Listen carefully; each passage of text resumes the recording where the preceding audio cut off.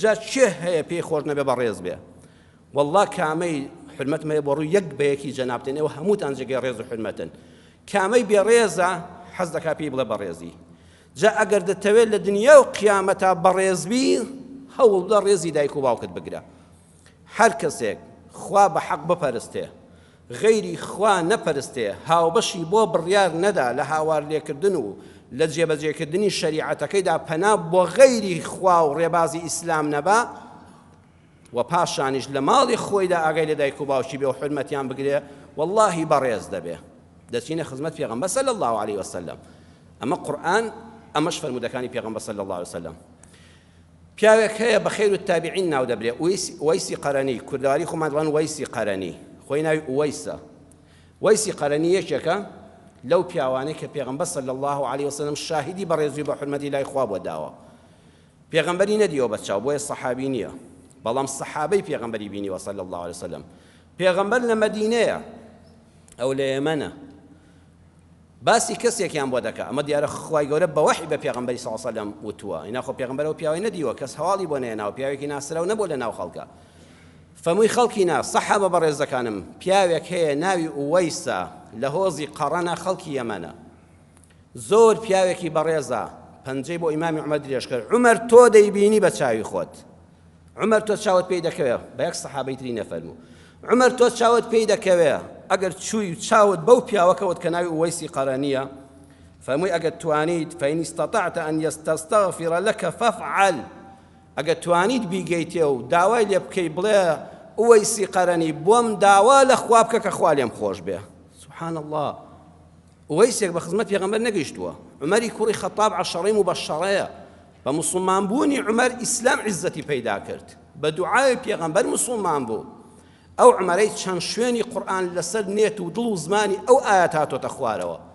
کەچی کابرایەک بە خزمەت پێغەمبەر نەگەیشتووە صلی الله عليه وسلم پێغەمبەر بە یەکێک لە دەموژدە پێدراوەکەی بەهەشت بە عومەر بڵێ عومەر ئەگەر گەیشتی بە ئوەیسی قەرەنی توانیت بڵێ داوای لێخۆشبوونم لێ بۆ بکە بڵێ خوا لە عومەر خۆش بە چونکە دوعای ئەو پیاوە ڕەت نابێتەوە بۆ ئەم فەزڵە بەهۆی چیەوە بوو باس ئوەیس چی کردووە پێغەمبەری خوا صلی الله عليه وسلم فەرمووی له والدة هو بها بر دا پیرەداکێکی هەیە بەڕاستی چاک لە خزمەت دایکیەتی جاوشەی بەڕ لەگەڵ ئیحسان زۆر فەرقیشی هەیە واتە ئەم ئوەیسی قەرەنیە لە ژیانیا دایکی پێی نەوتوە حەزم لەوەیە هەر زانی بێتی دایکی حەزی لە چیە پێشەوەی دایکی قسە بکە بۆی جێبەجێ کردووە دایکی لە ژیانیا پێی نەوتوە ڕۆڵە دڵم بۆ فڵان شوێن نیگەرانە مەچۆ بەس زانی بێتی دایکی پێی نیگەرانە بە حیاتی پێویستی بە قسە نەکردووە بێر ئەوەیە يعني پێویستی نەکردووە دایکی بڵێ مەچۆ بۆ فڵان شوێن کە بە خزمەت پێغەمبەر صلی الله عليه وسلم نەگەیشتۆ خۆ دایکی پێی نەوتوە مەچۆ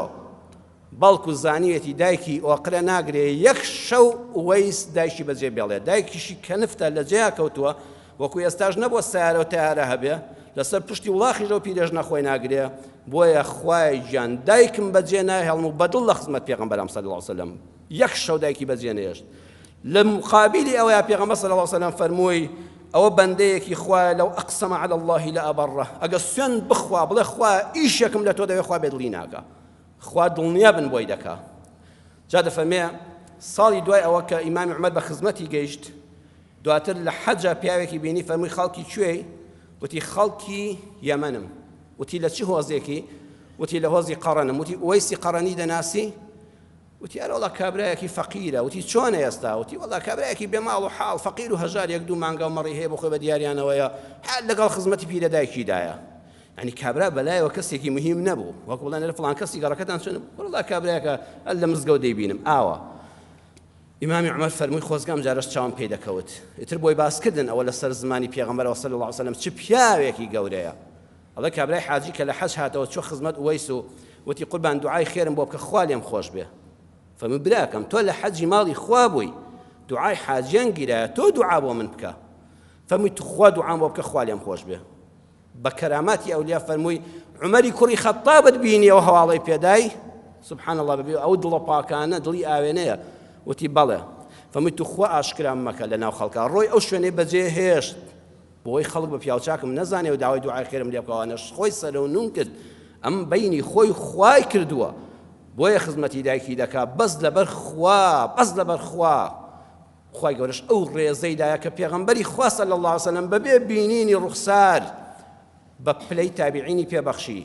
و ئەو مژدەیدایە لەو ئەقسەمە علی الله لەئەبەڕە بە ئیزنی خوای گەورە لەناو ئێوەی بەڕێزدا لەناو دانیشتوانی ئەم مزگەوتەدا لەناو بینەرانی ئەم وتارەدا ومێدەوارم خەڵکێکمان تێدا بێ کە ئاوا ئەگە داوا لە خوا بکە خوا بێت لی ناکە بەهۆی خزمەتی دایک و باوکیەوە ئەو شەرەفەت بەدەست بێن ئاسانە بەس بە ڕێزگرتن لە دایک و باوکت